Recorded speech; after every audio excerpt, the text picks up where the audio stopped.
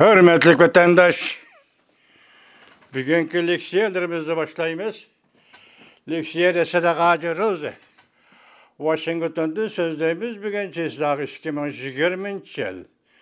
11. ayının 21. günü. Sizlerge sözleydiğin vaziyetini eysak. Tünügünlerden, yaka bir neçə gündün burun, Asya'da, yani Asya Tinç Okyan İktisadi Hemkarlık Teşkilatı kuruldu. Bunun ait çok muhtezekide haberler her taraftan gelişti ki, çünkü Cumhuriyet Halk Cumhuriyeti hem azab bulup kırıptı. Bu vaka Asya'da intayın zor vaka. Endi bununla münasebetlik leksiyele tüvendisilerge sözlündü vatandaşlar. Onun için andi yana bir vaziyet hazır. Ötkende biz dedik.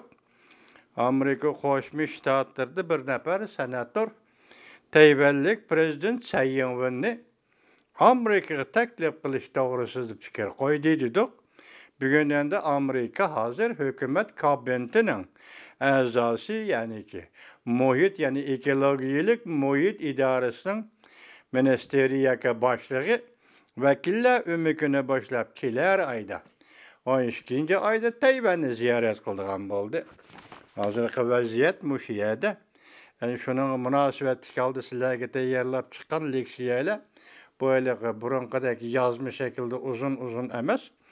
Qisqa sizlar bilan paranglashqach so'zlashimiz vatandaşlarım. Mavzu mundaq masalan Amerikada cho'ng saylamdan keyin Donald Trump, Xi Jinping bilan bir ramkada surat tushdi. Kayfiyat boshqacha edi. Mavzuli xabar 11. ayının 20. günü Vanve Tor betida e'lon qilindi. Xabarda mundaq başlan. Asya Tinç Okyan İqtisadi Hamkorlik Tashkiloti doiralari ikra yig'ini 11. ayının 20. günü o'tkazildi. Yig'indan keyin Kuala Lumpur xitobnomasi e'lon qilindi. Yuqumli virusga qarshi turish, to'qinishlarni azaytish qatorliq 5 turlik masala avval o'ylashadigan nishon qilindi. Jungo Amerika rahbarlari o'xshashlar ram kishida, ya'ni bu ekran yig'iniga ram kishida suratga tushdi. Lekin bir-birini tanqid qilishmadi. Bu yig'inning boshlanish tarixi 1993 yildan boshlab harakatga, sahnaga chiqqan. Bu yig'inga bu qatim 21 davlat boshliqlari qatnashdi. Amerika cho'ng saylamdan keyin Amerikaning prezidenti Trump bu yig'inga tunji qatim qatnashdi yoki xalqaro yig'inda tunji qatim paydo bo'ldi. Endi biz mundaq bir fikr qilaylik vatandaşlarım. Prezident Obama, sabiq prezident Obama davrida balki oxirgi davrlarga asli 12 davlat. Asya Tinç Okyanidagi 12 davlat TPP tashkilotida bir tashkilotni barpo qilib, shuni qurmoqchi Amerika Qo'shma Shtatlari shuning qatnashmoqchi edi. Biroq prezident Trump Oqsaroyga kirgandan keyin bu tashkilot qatnashish bekor qilindi, to'xtab qoldi. Yanala Yaponiya bu tashkilotga rahbarlik qilib, ya'ni yetakchilik qilib degandek bu tashkilotni davomlashtirib, endi bugungi kuni kelganda Cumhuriyet Halk Cumhuriyeti qatnashgan, hatta Avstraliya qatnashgan, Yaponiya o'zimi qatnashgan ahvolda bir 15 davlat dedi. Lekin yig'inga chaqirilgani 21 davlat. Bu yerda bu ishninki siz bilan biz uchun nima aloqasi bor Uyg'urim? Mesela Uyg'uristondagi jazolarga, Uyg'uristonda Uyg'urning ko'rayotgan kun zulmatlarga, tortayotgan azob uqubatlarga bu yig'inning nima aloqasi bor deb savol qo'yishingiz vatandoshim. Bu hozir tavribatlarda shunday ta'riflandi.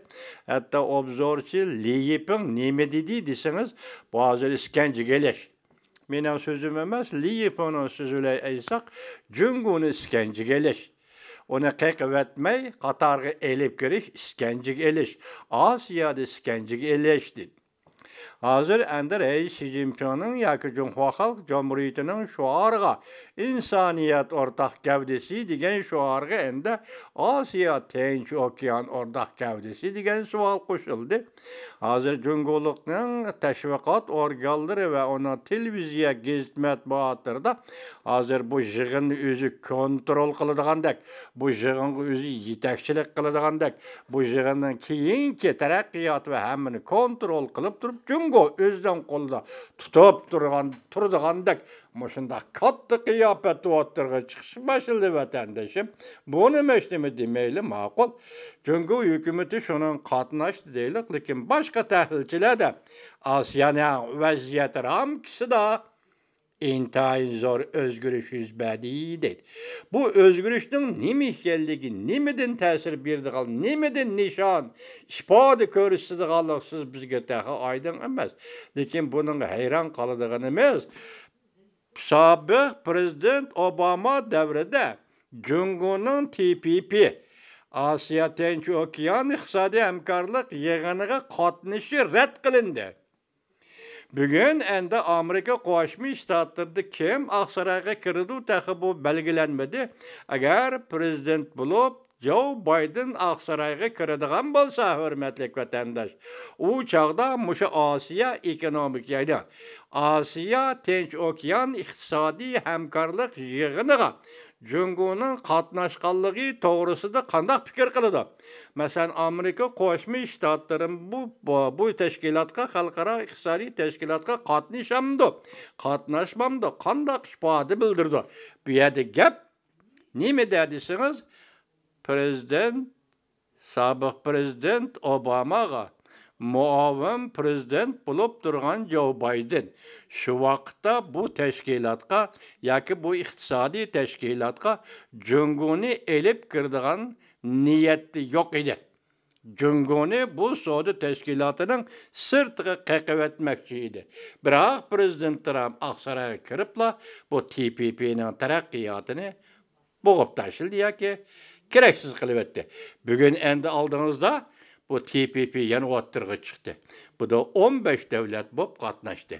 Buningga Aqsaroyga kirish tayyorligida bo'layotgan hozir Joe Biden qanday muomala qildi? Ya'ni o'tganki Demokratlar partiyasi vaqtida prezident Obama rahbarligi deyli, bu qatim Demokratlar partiyasi prezident Joe Biden rahbarligi deyli qanday pozitsiya tutdi Osiyo Tinch Okean yig'iniga.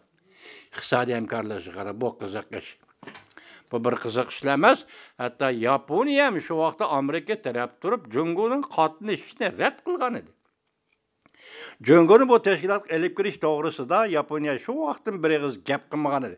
Bugun Yaponiya o'zi degidak bu tashkilotga keyingi vaqtda rahbarlik qilib, buni qurib 15 ga yetkazganda Cumhur Halk Cumhuriyeti'ni taklif qildi.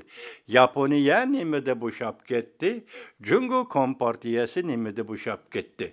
Avvalgi ikki davlatning qattiq maydoni nemishqa tuyuqsiz o'zgarib ketdi. Gap mana shu yerda oldimizdagi hafta ichida Qarang'a üstüge kelayotgani, yer üstlab kelayotgani hafta ichida Jungoning tashqi ishlar ministri Wang Yi Yaponiyani ziyorat qilgan bo'ldi.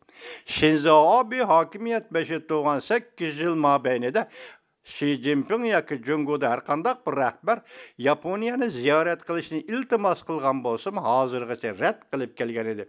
Agar bu qatim Wang Yi Tokyo'ni ziyorat qildigan bo'lsa, uning keyindan Reis Xi Jinping Yaponiyani ziyorat qilamdi. Bu ziyorat Osiyoga, ya'ni Tinch Okean rayoniga nima o'zgarish olib keladi?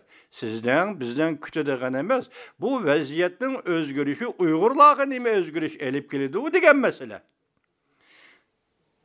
Bizning tahlil qilishimiz, analiz qilishimiz shu maqsad. Lekin bu Uyg'urlarga nima elib keldi? Uyg'urlarning jazo lageri masalasiga nima elib keldi buni bilmaymiz. Lekin Osiyodagi o'zgarish hozir mana shu sifatda kelyapti deb vatandosh. Endi meyadi yana bir xabar. Amerika Tayvan iqtisodiy gullanish hamkorlik suhbati Washington Taybida o'xshash bir kunda boshlandi. Hem Washington'da başlandı, hem Taybey'de başlandı. Biz nima degan toq 11. ayının 20. günü Washington'da Tayyip'i, yani Tayvan, Amerika Qo'shma Shtatlarining iqtisod suhbati boshlanadi degan edi. Bu haqiqatan boshlandı. Amerika Ovozi Xitoy tili programmasi e'lon qilindi. Bu xabar 11 ayning 21 kuni. Mundaq Washington, Amerika, Tayvan yuqori darajadagi amaldorlar 11 ayning 20 kuni Washingtonda ham Tayyip'da o'xshashli vaqt ichida birli vaqtda suhbat iqtisod masalasi bo'yicha dialog suhbat o'tkazdi vatandoshim. Tunji qatam Amerika Tayyip iqtisodiy hamkorlik suhbati yig'ini ochdi. İki taraf eslatmaga imzo qo'yib, buningdan keyin bu suhbatni davomlashtirish asos yaratdi. Washingtonda suhbatga muavin davlat ishlar kotibi Kate Crouch riyosatchilik qildi. Asiya Tinch okean ishlari bo'yicha yordamchi davlat ishlar kotibi David Stilwell bu suhbatga qatnashdi. Tayvan tarafdan iqtisod ministri Jin Jingchi qatnashdi. Tayvan'da açıldığı yığınga Tayvan tarafından Memuriye Palata Başlığı Ding Junjong, Amerika tarafından Tayvan iş başkuruş orunun başlığı Brent Kristin katlaştı. Bu kadar iki taraf yarışarı. Sağlamlık, bexatarlık, ilim fen ve fen texnika teminleşliği niyesine kayıtı kuruş. Məbləğ söyləş və təkşürüş məsələsi əsləhələrə quruluşu, şundaqla energiya və energiya mənbələri qatarlıq məsələlər boyunca mühakimə edilib bardı. Yığında Washington'da Tayyip'də oxşaş bir gündə içildi. Diqqət vətəndaş, endi siz diqqət qılğan bir nöqtə gəldi. Nima nöqtə məsələn?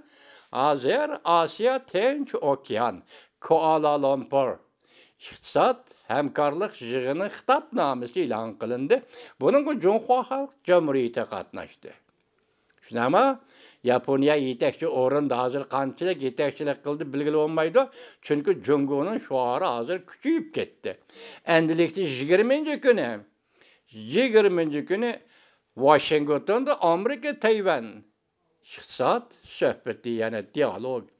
Şu gün o'xshashli Tayvan Tayyip'da Amerika Tayvan iqtisod dialog suhbati boshlandi. Buni qanday tahlil qilishimiz mumkin, hurmatli vatandosh? Oxirida so'zlaymiz.